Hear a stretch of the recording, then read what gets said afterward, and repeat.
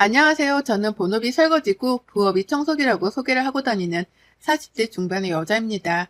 결혼한 지가 너무 까마득해 몇 년 차인지 세고 살진 않으나 27에 결혼을 했으니 벌써 10년이 훌쩍 넘었네요.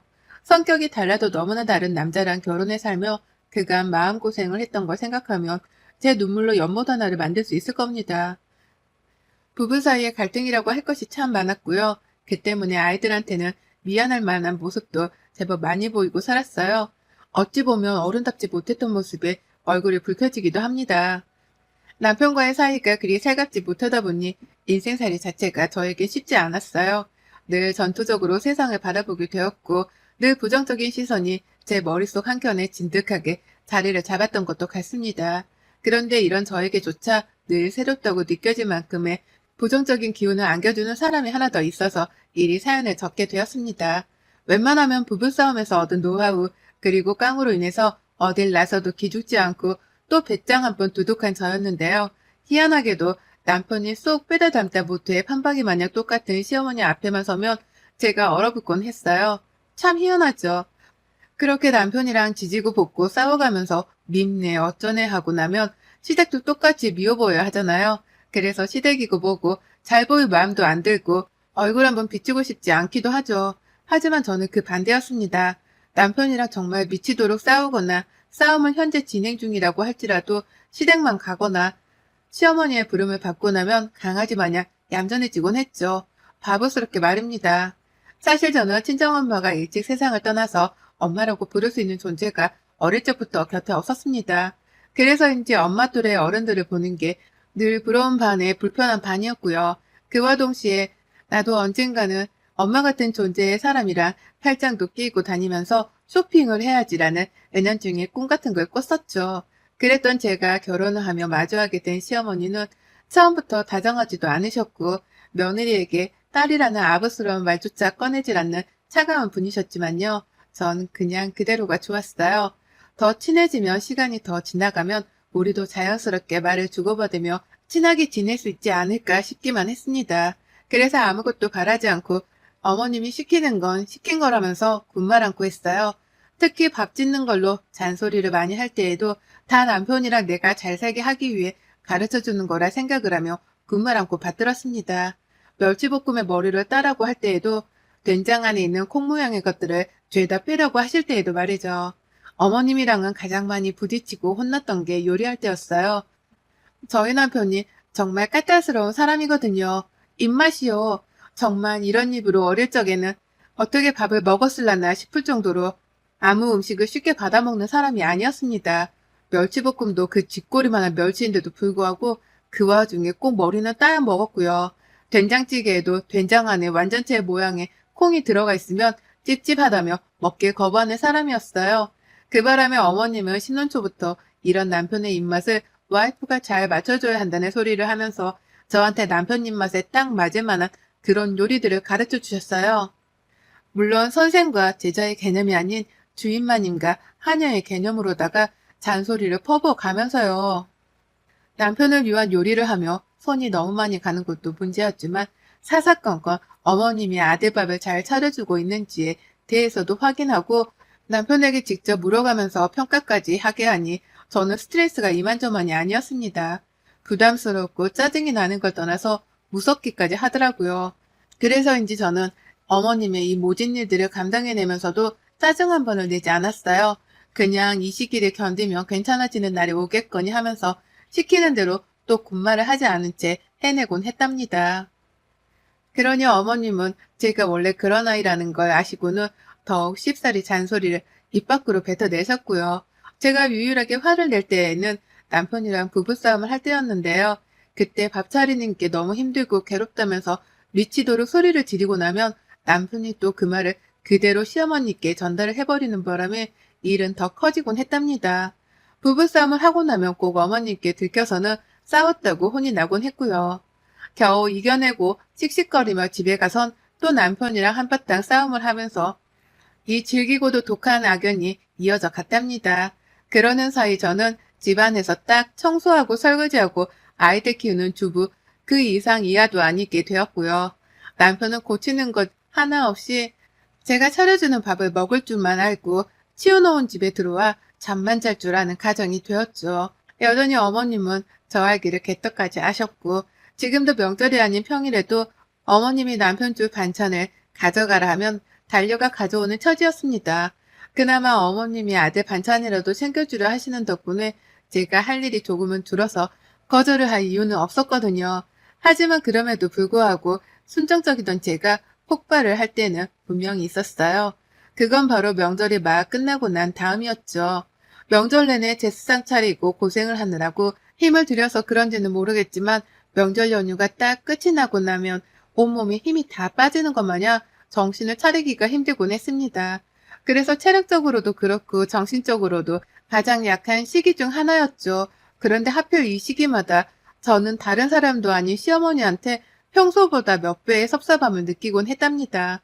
집 안으로 들어온 선물 박스 몇 개가 있었어요. 시아버지 인맥으로 매년 들어오는 선물이었습니다. 이왕이면 제사 내내 고생하고 혼자 여기저기 돌아다니면서 사람들 씻게 나르고 청소도 한 며느리한테 그걸 하나 줄 법도 하잖아요. 비싼 것도 아니고 스팸 몇 조각 들어있는 그 만 얼마짜리 선물 박스를 말이죠. 그런데 어머님은 그걸 저희한테 줄 생각은 단 한 번도 안 하시더라고요. 그리고 누구한테 준 줄 아세요? 자기 시댁에 갔다가 친정에 온 시누이한테 주더라고요. 또 하나는 바로 앞집 이웃부부, 그리고 또 다른 하나는 맨 꼭대기층에 살고 있는 아파트 총리 아주머님한테요. 시누이한테 주는 건 그렇다 쳐도 그 멋 이웃네한테까지 선물을 굳이 전해주면서 며느리인 나한테는 아무것도 안겨주지 않는 것이 참 섭섭했습니다. 한 몇 년 지속이 되다가 한 번은 물어보기까지 했었어요. 어머님, 저희도 이거 주시면 안 돼요? 애들이 너무 좋아할 것 같아요. 라고 하면서요.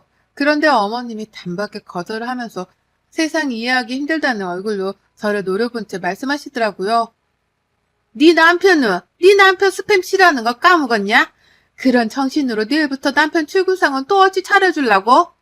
라고 말이죠. 그때 알았습니다. 어머님의 관심사는 오로지 남편의 입맛, 남편이 먹을 수 있는 건지 아닌지 그뿐이구나 라는 걸 말이죠. 그거 말고는 저랑 따로 사적인 대화를 나누고 싶어 하지도 않고 사적으로 만나 놀고 싶어 하지도 않는다는 걸요. 그저 어머님의 모든 관심사는 며느리인 제가 당신 아들한테 따박따박 좋아라는 음식을 잘 내어주는지 그뿐이었다는 걸 말이죠. 그걸 알고 나니 가슴이 미워졌습니다. 나에겐 정말 엄마라는 존재를 옆에 둘 수 있는 팔자라는 게 없구나 싶었죠. 그래서인지 내 삶이 너무 초라해 보이고 또 안쓰러운 것이 괜히 의기소침해졌고요. 시어머니 앞에서는 더 기가 죽어서 별말을 못하고 살았어요. 오히려 전보다 더 순정적으로까지 변해가면서 시어머니 앞에서는 아무 군말을 하지 않은 것에 익숙해졌답니다. 그게 익숙해져서 내 성격을 바꿔봐야겠다는 생각을 하는 것조차 힘들었네요. 하지만 작년 그리고 재작년 코로나 때문에 저희가 시댁을 안 갔습니다. 남편이 굳이 가려고 하는 걸 제가 애들이 걱정이 되기도 하고 저희 큰아이가 중요한 시험을 앞두고 있었던 게 마음에 걸려서 절대로 시댁을 가려고 하지도 않았어요. 법적으로도 거리두기 인원 모임에 제한이 있었기에 안 가는 것이 합당하기도 했고요. 그런데 그것 때문에 어머님이 꽤 오랜 시간 동안 저에게 복수를 하겠다고 칼이라도 갈고 계셨던 모양이더라고요. 전 정말 꿈에도 몰랐습니다. 시험이 있는 아이의 건강이 코로나 때문에 수틀리면 안 되니까 집안에서 어딜 나가지도 못한 채 뒷바라지만 했었어요. 뉴스에서도 가지 말라고 하니까 안부 인사만 더 꼼꼼하게 전화를 드리며 명절 인사를 대신했고 어머님도 그때까지는 네 남편이라도 보내. 네 남편만 보내. 니들은 안 와도 된다. 라는 식의 말씀을 해가시면서 대수롭지 않아 하셨습니다. 오히려 대놓고 저랑 저희 애들은 시댁에 안 와도 된다는 말씀을 하시니 살짝 울컥한 마음이 들 정도로 기분이 안 좋기도 했죠. 하지만 그뿐이었고 서로 더 이상 질척대거나 화를 내는 것 따위도 없이 무사히 지나갔어요. 그러다 올 추석 기분이 뭔가 이상했습니다. 그냥 추석이 오기 전부터 이상했어요. 너무 폭풍전야 마냥 조용했거든요. 오랜만에 추석이니 요리라도 빠릿빠릿하게 해서 얼른 끝내야겠다 싶은 마음으로 시댁을 찾아갔는데 어머님이 아무 말을 안 하시더라고요. 그냥 시킬 것만 내어놓고 시킨 걸 다 해놓으면 또 시킬 다른 무언가를 꺼내어서는 제 앞에 탁 가져다 놓기만 했습니다. 이것은 바로 그 무섭다는 무언의 시집살이였죠. 아무 말도 안 한 채 눈빛과 행동으로 며느리를 제 앞에 가면서 시킬 걸 모조리 다 시켜먹겠다고 작정을 한 것이었습니다. 그러니 전 추석 전에 내가 뭘 잘못이라도 했나 싶어 괜히 가슴 졸였어요. 그리고는 최대한 어머님의 비위에 걸리지 않아야겠다는 마음으로 긴장을 한 채 시킨 일을 했습니다. 제사를 다 끝내고 나니 몸은 정말 만신창이가 되었을 정도로 힘들어 죽을 맛이었어요. 제대로 앉아본 적이 없어서 그런지 다리도 막 저리는 게 느껴졌고 허리도 너무 아파서 소파에 앉으려다가 안 되겠다며 기지개를 딱 폈습니다. 그런데 그때 어머님이 저 쉬는 꼴을 보기 싫다는 듯이 옆에 다가오셔서는 그러시더라고요. 얘 얼굴이 아주 반쪽이다. 라고 말이죠. 처음으로 저를 보면서 입을 여신 것이었는데 입을 열자마자 남편이 밥을 잘 못 먹었는지 얼굴이 반쪽이 되었다는 핀잔을 주셨습니다. 바로 전날에도 한밤중에 지 혼자 라면을 끓여 먹은 놈한테 말이죠. 밥만 잘 먹고 있다면서 아니라고 대답을 하니 어머님은 이내 말씀하셨어요. 아유 머리 아파. 니들은 더 있을 필요 없으니 얼른 집에 가봐라. 너는 여기 남아서 밥이라도 먹고 가고. 라고요. 어머님은 저희 가족들이 모두 다 남편이랑 같이 차 한 대로 이동을 해서 온 걸 뻔히 아시면서도 저희한테는 얼른 알아서 집에 가라고 하며 남편은 시댁에 남으라 시키셨답니다. 운전할 사람이 남편밖에 없는데 운전한 사람을 집에 못 가도록 붙잡아두려 하신 거예요. 저랑 애들은 꼼짝없이 걸어서 집으로 이동을 하라는 소리였습니다. 그 바람에 저희 큰아이가 잠깐 화가 나 할머니한테 대들려는 걸 제가 겨우 말렸어요. 남편도 그걸 보면서 애들 눈치가 보이긴 했는지 얘들은 집에 다 어떻게 가라고 나도 가야지 갈 거면 라고 대답을 하곤 그제서야 어머님의 제안을 거절을 했답니다. 그리곤 그렇게 저희 가족들은 어머님께 잘 가란 배웅 한 번을 제대로 받아보지 못한 채 씁쓸하게 집에 가는 차에 올라탔어요. 돌아오는 내내 환영받지 못했고 또 멸시를 당했다는 생각으로 속에서 화가 풀리질 않았습니다. 시어머니가 나에게 한 행동은 분명 도를 너무 무례한 행동인데 내가 왜 이런 걸 여태 또 찍소리를 못한 채 받아주고 있나 싶어서 그제서야 저에게 짜증이 밀려오더라고요. 이놈의 개팔자를 언제 뜯어고치려나 싶어서 말입니다. 한숨을 푹 쉬고 있으니 애들도 제 걱정이 되었는지 차 안에서는 한마디도 하질 않았어요. 중간에서 중재를 제대로 못하고 무능하게 밥만 얻어먹고 온 남편을 향해서 온 가족이 기분이 상했다는 걸 티내는 중이었던 겁니다. 그러니 남편도 이러다가는 집안에서 찍소리도 못하고 살겠다 싶었는지 잠자코 운전만 해서는 집에 도착을 했습니다. 그날 저는 침대에 눕자마자 골아 떨어졌어요. 너무 힘들었으니까요. 얘들은 배가 고팠던지 자기들끼리 뭘 해먹겠다며 부엌에서 막 소란스러웠고 저는 그 소리를 들으며 잠이 들었다가 다음날 일어났어요. 갈 친정도 없어서 그냥 집에 있으며 마지막 연휴까지 쉬었고요. 평일이 되자마자 남편이 출근을 해야 했던 바람에 제가 아침을 차려준다고 새벽같이 일어났습니다. 그리고는 애들도 일어나서 덩달아 바쁜 아침을 보내고 있는데 밖에 택배가 도착했어요. 아무것도 시킨 게 없는데 택배기사가 온 겁니다. 영문도 모른 채 택배를 받으려는데 기사님 눈빛이 안 좋더라고요. 마스크를 쓰고 계셔서 자세히는 못 봤지만 딱 봐도 냄새가 나는 것 때문에 얼굴을 찡그리는 게 분명하셨습니다. 기사님 표정을 알아차리면서 저도 냄새를 느꼈거든요. 도대체 뭔지 감도 안 오는 이상야리꾸리한 냄새를 말이죠. 그 택배는 시어머니가 보낸 것이었고 어머님이 음식을 보내셨다는 것에서 감이 팍 왔죠. 남편한테 먹일 남편의 취향이 담긴 이상한 음식들이 안에 죄다 들어있을 거라는 걸 말입니다. 그리곤 방심을 하면서 부엌으로 상자를 옮겨 그걸 뜯어보는데 와, 열자마자 애들도 옆에 있는데 제 입에서 육성으로 욕 한 바가지가 튀어나와 버릴 뻔했습니다. 정말 그걸 보자마자 입을 다물지 못한 채 한동안 얼어붙어서 마음을 진정시켰어요. 그 상자 안에 들어있던 것은 바로 음식물 쓰레기였습니다. 정말 대놓고 음식물 쓰레기를 보내는 건 당연히 아니었습니다. 하지만 그 안에 든 내용물이 영락없이 쓰레기였어요. 누가 먹다 남긴 걸로 추정되는 이빨 자국이 남겨진 전도 들어가 있었고 음식물들을 제대로 한데 정리해서 담아주질 않으신 바람에 서로 국물이 섞인 것도 있어서 냄새며 비주얼이며 말도 못하게 더럽고 징글징글했답니다. 이걸 보는데 숨이 턱 막히는 건 물론이고 누가 나한테 오물이라도 투척을 한 것 같은 기분이 들어서 비유가 상하고 기분이 더러웠죠. 바로 기다릴 것 없이 시어머니한테 전화를 넣었어요. 이게 어떻게 된 상황인지를 들어야 제가 진정을 할 것 같아서요. 시어머니께 전화를 하자마자 처음 한 번은 전화를 받지 않으셨고 바로 재차 전화를 또 하자 그제서야 어머님은 전화를 받으셨답니다. 왜? 라면서 단박에 인사도 생략을 한 채 용건부터 물으시더라고요. 그러니 저도 똑같이 인사 따위는 생략을 하고서는 본론부터 물었습니다. 이게 뭐예요? 어머님한테서 택배를 받았는데 이게 뭐냐고요? 라고 말이죠. 제 말이 제법 화가 난 것처럼 들리긴 했던지 어머님은 잠깐 생각을 하는 듯 말이 없으시더니 이내 말씀하셨어요. 먹을 거잖아. 기껏 먹을 거 보냈더니 반응이 이게 뭐 하자는 거냐? 라고 하면서 짜증이 난 듯한 제 말투가 마음에 안 든다며 덩달아 소리를 치셨습니다. 적반하장도 이런 적반하장이 없었어요. 원하지도 않은 음식들을 잔반 처리하듯이 우리 집에 보내놓고서는 먹을 거 보내줬다며 큰 소리를 치시다니요. 황당해하면서 마지막으로 물었습니다. 혹시 이거 누가 먹다 남긴 거예요? 먹다 남긴 걸 저희한테 먹으라고 보내신 거예요? 라고요.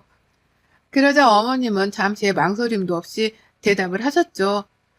추석 음식을 네가 좀 많이 만들었어야지. 이렇게 한가득 남아있는데 누구 보고 다 먹으라고.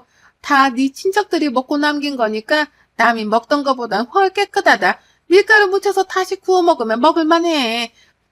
네 남편이 좋아라 하는 거다. 라고요. 다시 한번 말씀드리지만 저희 남편은 정말 입맛이 까다로운 사람이에요. 그것 때문에 제가 지금껏 살면서 남편이 입맛에 맞는 음식을 차려내느라고 혼자 부엌에서 저 스스로와 씨름을 하며 살았습니다. 그런 사람이 설마 남이 먹다 남긴 음식들을 먹으려고 하겠냐고요. 아무리 그게 친척들이라고 할지라도 말이죠. 추석 내내 그 많은 사람들이 오고 갔는데 설마 그 사람들이 먹다 남긴 음식들을 하나하나 다 모아서는 저한테 보낸 건가 싶었습니다. 아무리 생각을 해봐도 남편 때문이라고 하기에는 음식이 너무 더럽고 불결했고요. 어머님의 태도가 뻔뻔하다 못해 치사하게 느껴지는 것으로 보아 이건 분명 저를 엿먹이기 위해서 어머님이 작정하신 것이 분명했죠. 일부러 고의적으로 명절 내내 말씀도 안 하시면서 일을 시켜 먹으시더니만 이미 그때부터 제가 코로나 시국에 시댁에 오지 않았던 것에 대해서 불만을 품고는 약이라도 올려보려고 복수를 다짐하고 계셨던 것이 분명했습니다. 유치해도 이렇게 유치할 수가 없었네요. 평생 떠받들고 모시면서 살다가 코시국에 잠깐 묻은 걸 가지고서 그걸 가지고는 이렇게 더러운 방법으로 며느리한테 약을 올리다니요. 나이값을 못하는 사람이 이런 거구나 싶으면서도 하필 그런 사람한테 내가 지금껏 비율을 맞춰가면서 빌빌거리고 살았다고 생각을 하니 천불이 났습니다. 제 스스로가 너무 한심스럽기도 하고 지난 세월을 되돌릴 수 없다는 후회로 가슴이 아파서 말이죠. 그리고 전 알겠다는 말을 남기곤 어머님의 전화를 끊어버렸어요. 한참 씩씩거리면서 화를 삭히고 참으려고 하다가 이건 참기만 해서 해결이 될 문제가 아니다 싶었죠. 그리고 전 당장 우리 집에 있는 음식물 쓰레기 봉투를 꺼내 들었습니다.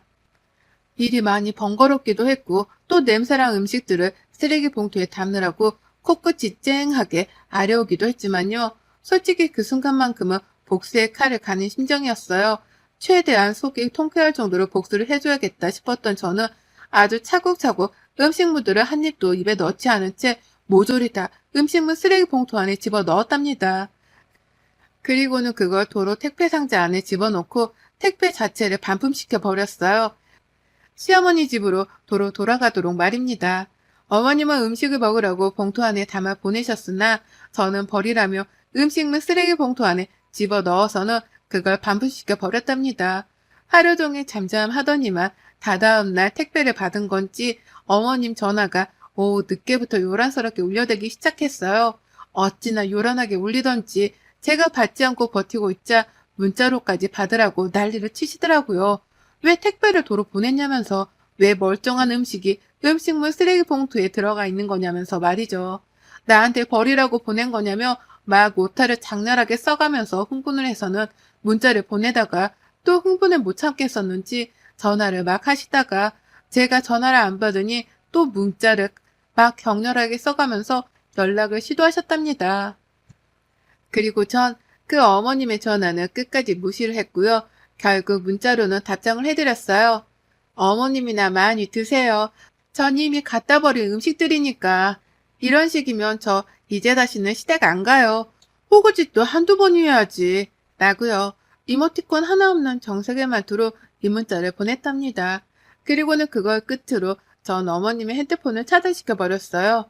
정말로 호구짓은 이쯤에서 끝내야겠다는 생각이었기에 훗날을 생각할 필요는 없었습니다. 시어머니는 제가 혼자 무시만 해도 아무 보잘것없는 존재셨으니까요. 어머님 대접을 안 해드리면 그뿐이었기에 핸드폰이고 뭐고 싹 차단을 해버렸어요. 어머님은 저한테서 일방적으로 음식물 쓰레기 봉투를 받아내시고 묻지도 따지지도 못한 채 일방적으로 차단을 당해 지금쯤 속이 뒤집어졌을 거고요. 그리고 전 오늘부로 완전히 파업을 선언했습니다. 남편이요? 지 입맛에 맞게 처먹으라고 했어요.